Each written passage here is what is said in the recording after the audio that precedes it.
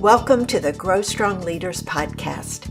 I'm your host, Meredith Bell, and I interview business leaders who are committed to their own growth and the development of everyone on their team.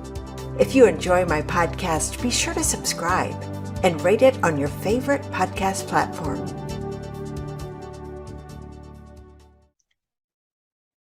Welcome to another episode of the Grow Strong Leaders podcast. I'm your host, Meredith Bell, and I so enjoy bringing to you people who are really committed to their own development and also committed to the development of the people on their team or in their entire organization. And we've got someone like that today.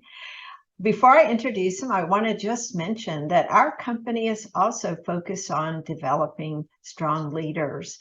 And we produce tools and books to help people connect more effectively with each other at work. And you can learn more about us at growstrongleaders.com. Today, I have such a treat for you in store with my guest, Will Leahy. Will, welcome to my show. Thank you so much for having me. I'm very excited to be here, Meredith. Oh, well, we had such a great conversation earlier, and there's so much about who you are and what you're doing that I can't wait to share with my listeners today. And before we get into that conversation, I want to tell them a little bit about you. Will is the Senior Director of Learning and Talent at GoDaddy. Most of you are very familiar with that site. And throughout his career at companies like Virgin Orbit, Hulu, and LinkedIn, I found a common thread, and that is one that is near and dear to my own heart. Will has a passion for developing strong leaders who help others thrive and realize their full potential. And today we're going to be talking about how he's done that at GoDaddy. So, Will, rather than jumping immediately to GoDaddy, tell us a little bit about your journey getting there. What were some of your experiences like? Well, first off, thanks for having me on the show. It's a pleasure to be here and just to be in proximity with you and spend some time and talk about my journey a little bit, which has been a bit of a weird one. I got my start in recruitment. I was in a tiny little cubicle that said smile and dial on it. And I was making 200 outbound calls a day, trying to just recruit folks in New Jersey. It's a long story, but I got my start just trying to connect talent with opportunity. And it was interesting, but I remember asking my boss, hey, is there any onboarding or training for folks here? No, can I build that? And I just found myself naturally getting into the training and talent development space and moved to another company, and it happened again. I moved to LinkedIn and I asked if I could do onboarding and training and eventually got a yes. And so my journey has just been trying to find my way. And I believe that my purpose in life is to help human beings get just 1% better every day. If you can just get a little bit better at what you do every day. And I've been fortunate for companies to give me the opportunity to do that. I went back to school and had the opportunity to really invest in myself and my learning journey, and ultimately led me to working in LinkedIn at a TV company like Hulu that's putting TV on the internet, and a rocket factory like Virgin Orbit, and then ultimately to GoDaddy, where I get to lead a team of folks that believe in the same thing I do. Let's make human beings happier and more successful at work and the jobs that they do. And that is a reason for me to get out of bed. I love that. And that's why my listeners who are familiar with my own passion about helping people become their very best know that this is just going to be a great conversation. So, well, let's think about when you went to GoDaddy, what was it like in terms of leadership development? Was there anything in place, and what did you discover? Yeah, it's a good question. I had actually previously, when I was working at Virgin Orbit in a rocket factory, I had the opportunity to build their leader development programming. I got to spend some time with Richard Branson, who is a hero of mine, get his perspective, and all that was I got to do it. And so I built some interesting experience in that field. So when GoDaddy hired me, that was a massive need of theirs. And I'll be honest with everyone, I took a bit of a professional risk. I came to GoDaddy not leading a team, which is something I was previously doing, and really helping to build something from scratch. And for me as a human, that's exciting. I'm a designer. It's interesting, but there's also some fear there of, is this going to work? Is there interest in this? Is there going to be investment? Am I going to get people to lean in? Luckily, that's been the case. But my beginning of my journey at GoDaddy was a massive design process to figure out one core question, which is, what does it mean to be a leader at GoDaddy? And if I could answer that, only then could I start to build our leadership philosophy and then ultimately the curriculum that supports it, which is what I've been doing the last almost 3 years. And not just me. I didn't have a team. Now I have a large team, which is cool. I've been invested in. And really, those are the folks on my team that have brought that to life even more. So that's where I started. And we're still working it. We're still learning. We're still trying. So that one question that you asked, what does it mean to be a leader at GoDaddy? I want to know, who did you ask that question of? Did you start at the very top with the CEO and interview other senior leaders? And what were the answers they gave you? Yeah, I did. So I actually went straight to the top, which that's always a fun thing to ask for in your first week, is can I have time with the CEO? And I got a yes extraordinarily fast. And our CEO, Aman Bhutani, who's absolutely sensational, was also relatively new at the time. And the reason that my headcount became available is because he had noticed that leadership was a gap and that investment was something that needed to be made. So getting that meeting and conversation was actually really easy. And the conversation was something I won't forget, actually. I nice to meet you. What does it mean to be a leader at GoDaddy? Let's just jump right in. What does that mean to you? He's a storyteller. He is an intellectual mind, and said, I believe people should get just a little bit better every day. And I couldn't believe it. It's like, that's my philosophy. But what does that actually mean? Can we dig in and take that a step further? We had a really good conversation about the behaviors needed right now on planet Earth for tech companies to retain great talent, for people to want to continue to work and do their best work at a company. And it's things like humility, vulnerability, humanness, kindness, collaboration, psychological safety, trust, leading through transition and change. And we had a great conversation about what those behaviors are. And then he said, go figure it out.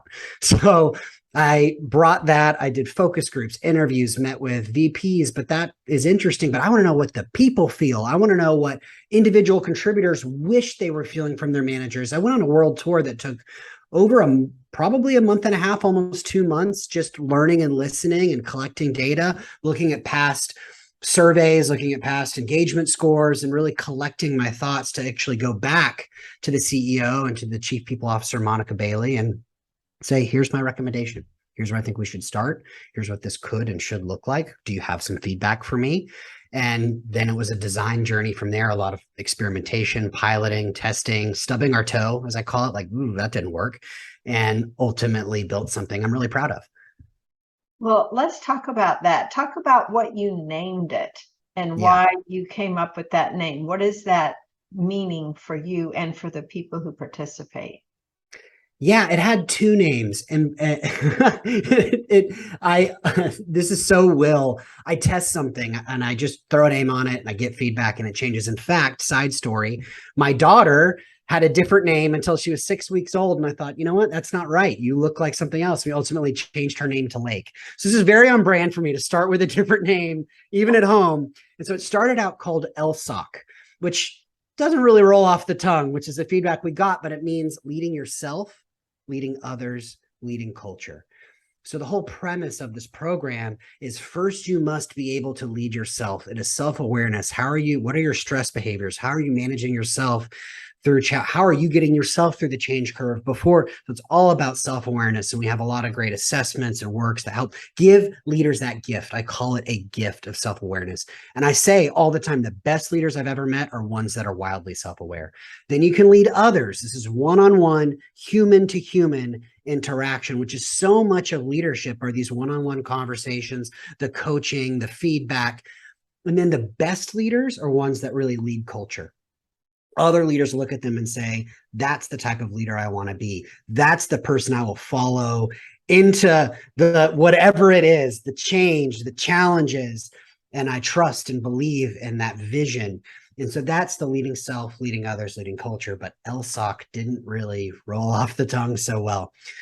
So from there, we did a bit of a rebrand and we changed it to everyday leaders.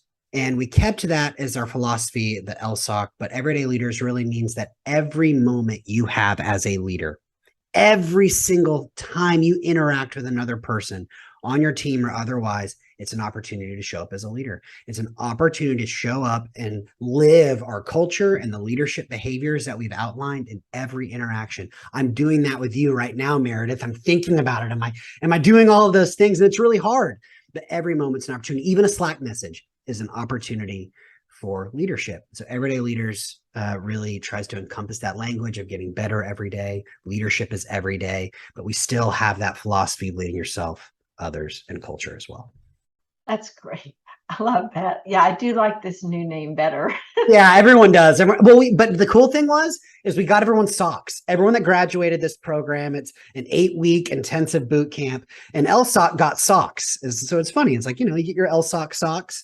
Now we've got to get rid of those. It makes no sense anymore, but those are like a rare item. Any leader that has those socks, it's kind of like something cool that no one else gets to have. So anyway, we're trying to figure out what our new swag is for graduates of this new program. That's great.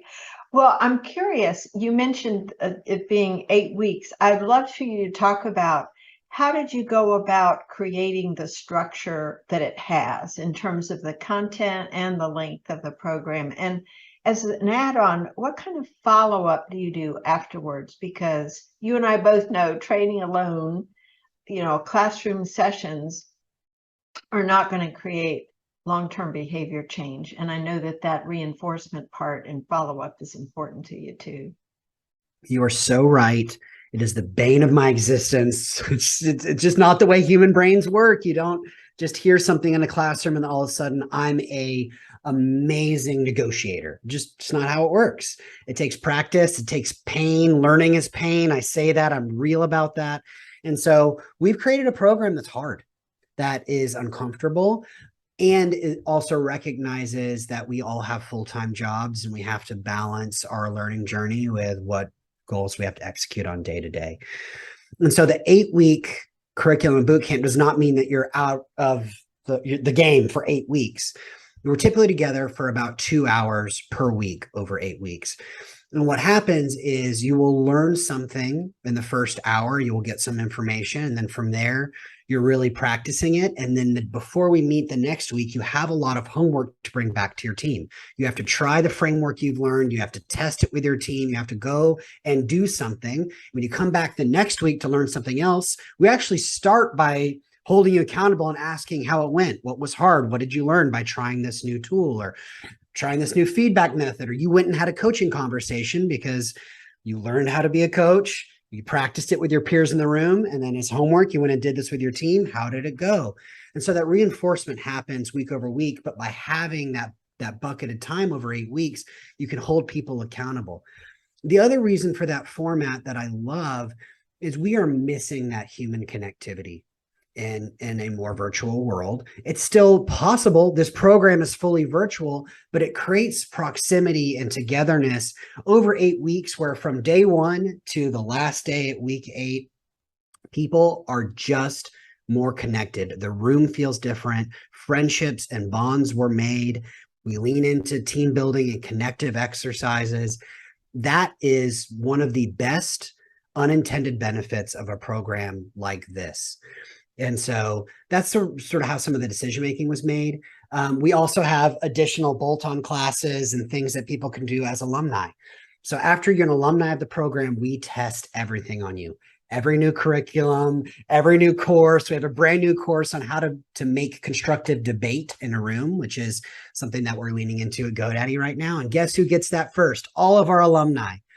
And so that's a way we keep them together, keep them learning. We also do follow-up part 2s, and we use that group to also disseminate things to their teams and to try things. So everyone needs to know how to have a difficult conversation. So we help those leaders teach that to their teams as well to keep them fresh on the content. I like that they become the teachers of Correct. the same content they've just gone through. Right. It just makes so much sense, doesn't it? Because then the team members aren't wondering, where did that come from? So that, and also it seems to me you're helping to, spread throughout the organization the culture you want to create by the skills that these leaders are learning and now modeling and also teaching. I think that's so smart. I forgot to ask you up front, how many people total are in GoDaddy and how many have gone through the program so far?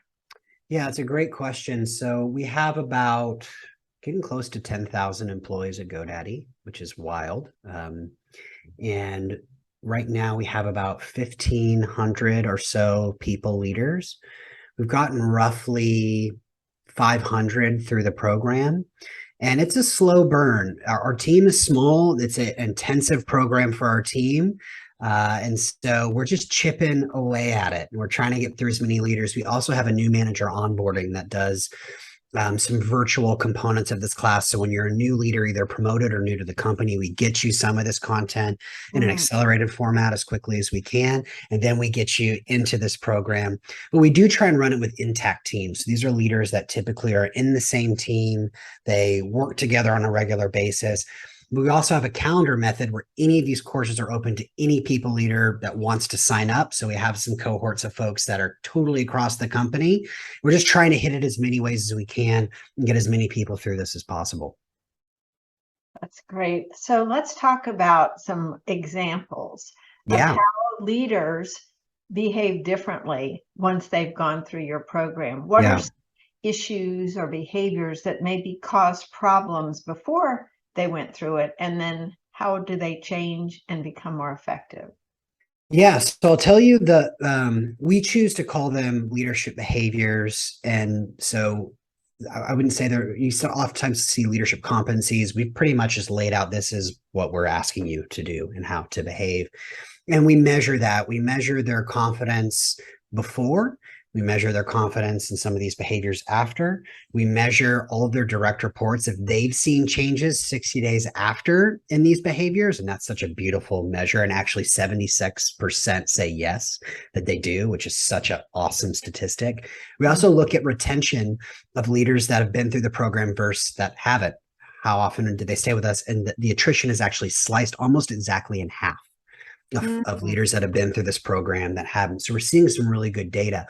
But the behaviors that we're trying to improve are strengths-based leadership. And that means leaders that are highly self-aware of what their strengths are and lean into their strengths. So that's part of our philosophy around self-awareness. Emotional intelligence, building trust, leading virtually, something that creating a virtually inclusive environment, which is really important right now, as everybody knows, delivering feedback, effective coaching, difficult conversations, leading through change, and strategic decision-making. And you could bucket each of these courses and curriculum against leading yourself, leading others, and leading culture, those buckets we've talked about. And anything we build has to fit into that philosophy in some way. So we measure how they do that, how their teams think they act in that way before, after. We do a lot of assessments throughout to see how they're tracking in their knowledge. Are they able to prove to us that they understand coaching methodology, for example? And our hope at the end of the day is that their direct reports feel a difference and that they're feeling more engaged in the downstream impact of their leadership. Our engagement survey year over year, and most specifically this last year, we work with a consultant at Harvard that sort of helps us structure some questions to our employees, came up with manager support being the second most important thing for all of our employees at GoDaddy. And so that means that this work we're doing is hypercritical, and our direct reports should be feeling the downstream effect of this program if it's working. And so that's something we work really hard to measure and fine tune and ensure that they're getting some of this knowledge downstream. Mm-hmm.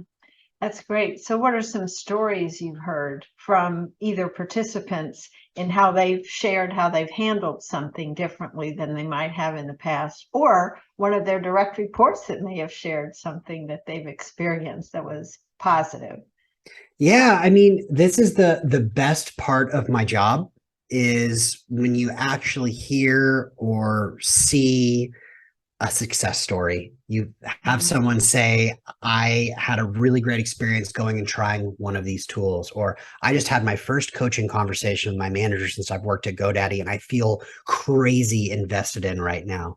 One thing we hear about all the time, because I love GoDaddy, it is a wonderful company. If anyone listening to this is thinking about working at another company, go to our page and look at our jobs. It's a wonderful company to work. One of the things about GoDaddy is it's extremely nice. People are so kind to each other. It is a very kind place to work. The flip side of that, though, is we're not great at having difficult conversations. It's a muscle that we're continuing to try to grow. And with our leaders, we spend a lot of time getting comfortable with, hey, having a difficult conversation actually improves your relationship. And if I had to say where we see our biggest bulk of success stories are people that have come back and said, I was really brave today, Will. And I went and had that conversation. I used that framework that I've just been avoiding for the past year. And oh, by the way, I did this with my family too at home. I had a conversation with my sibling that I've been putting off for years. And I feel like a weight, like an elephant on my chest has just been lifted off. I can breathe again. And I can't wait to do this again. Those are the types of stories that, wow, this is making a difference. Or when we do our Strength Finder assessment, we use a couple different assessments. We use the EQI, we use Strength Finder, we use Insights. And someone says, I understand myself. I know who I am. I didn't realize why I was acting that way. And I have now the common language to share that I am really hyper disciplined and that's how I show up. And that's why I can be really heads down sometimes. And I'm not standoffish. I'm just super focused, or people have the language to talk about themselves in that way. Those are just the human success stories of mental shifts or paradigm shifts that actually can change someone's life, their success or how they show up. And I sit there after a Everyday Leaders cohort and I go through the feedback at the end and I get my cup of coffee and I just settle in and I just love reading it. It's always the best part of my week. And by the way, there's super constructive things in there that we could do better, that people didn't like, or that we should change. But more so, the stories I get to hear are just wonderful. Mm-hmm. I love the passion you have. I love it. I know you do. It comes through loud and clear. And that, I know, is one of the big reasons you are so successful, because people feel that from you, that how much you really care. It's not lip service. It's not just saying, here's what we're doing. You're living and breathing it yourself. And I think that's Thank great. you. There was a phrase you used earlier that I loved, and I wrote it down around self-awareness. She said, those that are wildly self-aware. And I've never heard those words put together. I love it, because I think that you're really onto something there. And I would like you to go a little bit deeper on what do you mean by that, first of all, and why does that make such a big difference for someone especially in a leadership role? Yeah, this is the topic that I could talk about for hours. So I'm going to try not to, but it is the best leaders, and I'll say it again, I said earlier, that I've ever worked with or seen are ones that are wildly self-aware, because I have news for everybody. There is no perfect leader. There's no perfect human. We are all bundles of imperfection, and we're all getting up and trying to do our best and managing our lives. And the hard work that we have to do as human beings is to understand, here are where my natural talents are. Here are the things that I just naturally flow out of me. And here are the things that don't. Here are the things that bring me stress. Here are the things that I am less comfortable with or in. And it's not an effort in focusing on those things and improving them, actually. In fact, I would go far to say that's a waste of your time. I tell anybody that is so hyper-focused on their weaknesses, I'll put in air quotes, that they're neglecting that actually where you do your best work is when you're leaned into your strengths. And so what I try and provide through different assessments or coaching conversations to leaders is just that awareness. So I'll speak for myself. I am not detail-oriented at all. It is really quite sad to watch me try and put together like an itinerary. Oh my gosh, it's wild. And I could sit there and try and get better at that. that skill of just detail orientation. I really could. I could spend months on it. And it would be like switching and trying to write with your non-dominant hand. It's painful. It's weird. It feels awkward. And ultimately, you could do it for months and it doesn't get much better. And you're just exhausted and you're frustrated. Or you can partner with somebody that has all of those opposing strengths. That's my wife. That is exactly who I married, is the most detail-oriented person. You should see our spice rack at home. I mean, everything is perfectly labeled. It blows my mind. And so I offer that to leaders is the self-awareness. It can hurt. It can be a painful journey to really look at those things. But what scares people off from that is, oh man, now I got to go get better at that. It's actually not the truth. Just communicating it, saying, hey, by the way, team, I'm not the most detail-oriented person in the world. I'm going to drop the ball in the details sometimes. I'm going to ask that you lift me up and help me. And I promise I will do my best and I'll take your feedback. But that's just something you should know about me. But here are some things that I'm really great at, are big picture vision and inspiration. Those are things that, I'll get you fired up. And if we can work together, and if that's not your strength, that's awesome. It's going to be a dream team. That's what leadership is. It's not focusing on weaknesses and not doing that to your team. When you're going through feedback cycles and performance reviews, that's the philosophy that I think gets your team further. And so that wild self-awareness is a painful journey, but boy, is it one worth going on. And actually, the hard part is the awareness. It's not having to change yourself. It's leaning into your strengths. Mm-hmm. That willingness to look. Yeah. Yes. That.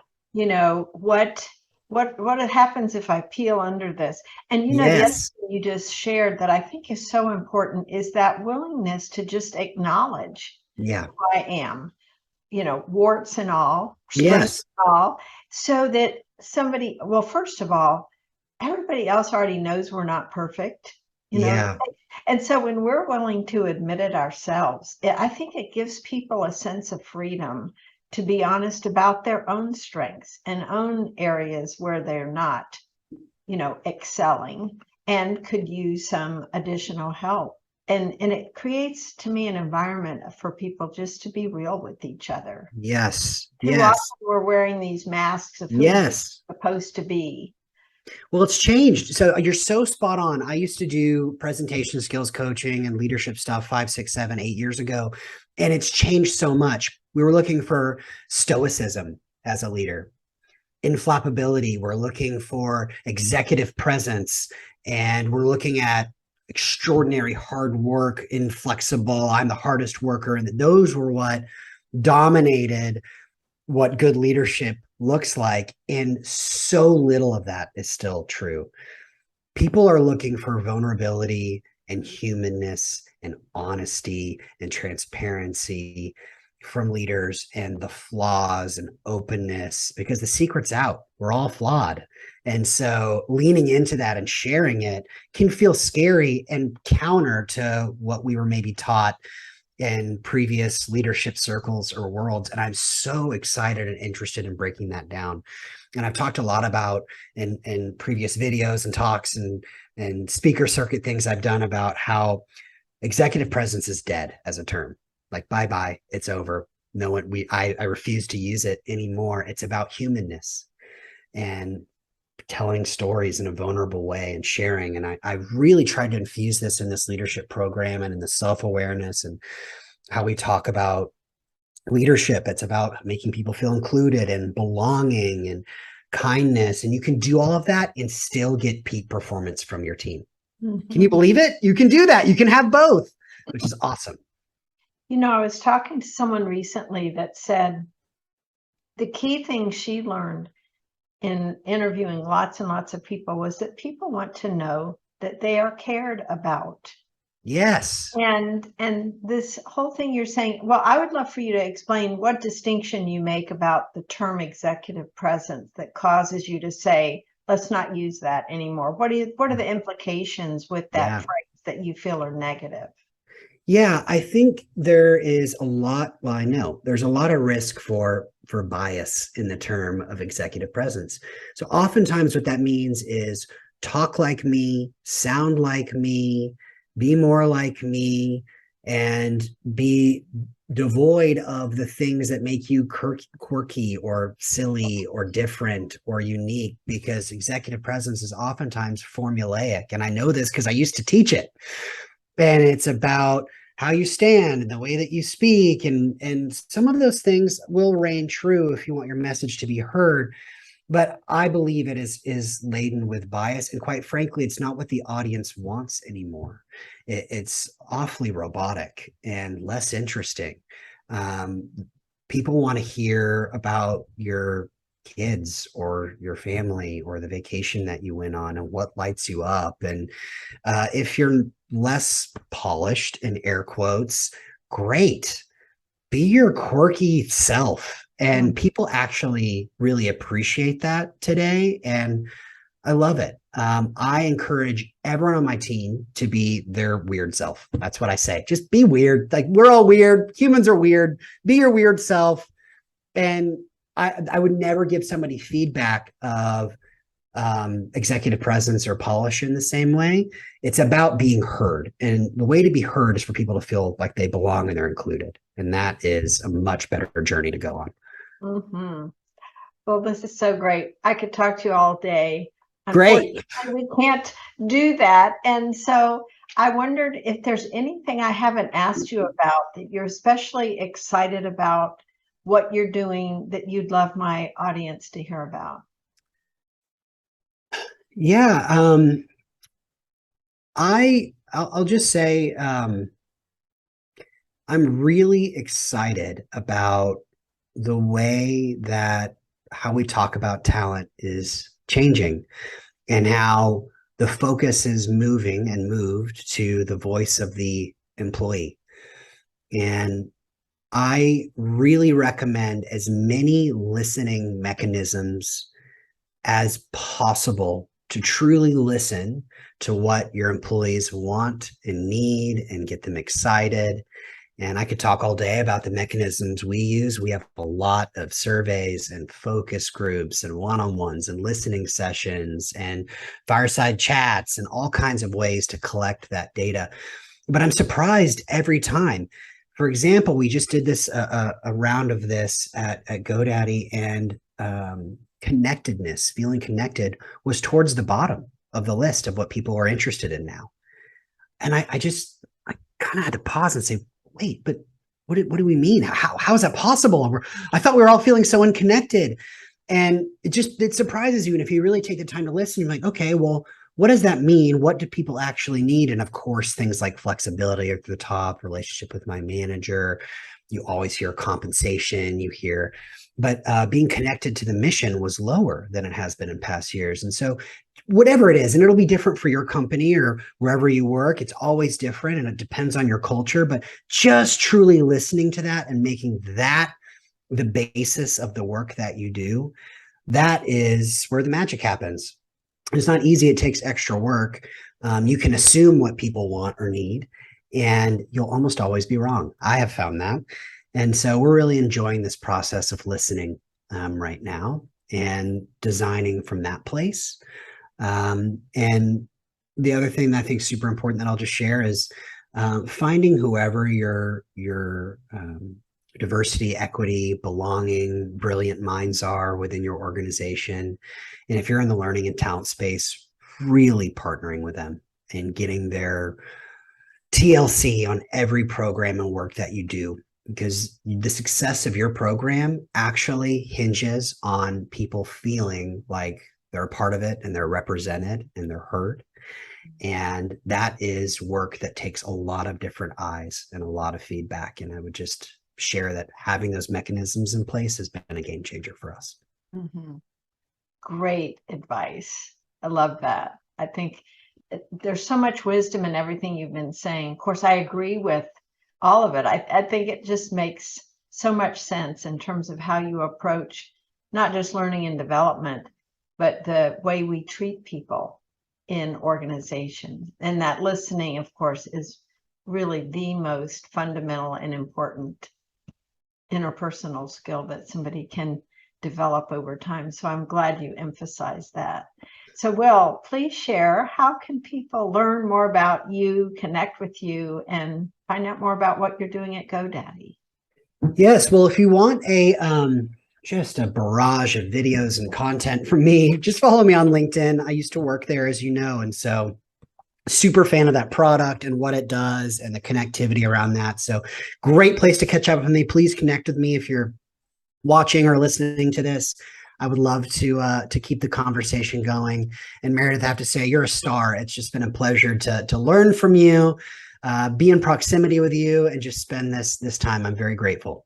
Oh, thank you, Will. Well, I just want you to know how much I admire what you're doing there at GoDaddy and the impact that you're having. I love the stories that you shared. I know there are many dozens more or even hundreds that you haven't had a chance to go into today, but I feel your passion and commitment and your love for your work and for the people you get to work with. They are lucky to get to experience you also. So thank you for being with me today, and I'm Thank you. excited about staying in touch. Absolutely. Thank you so much.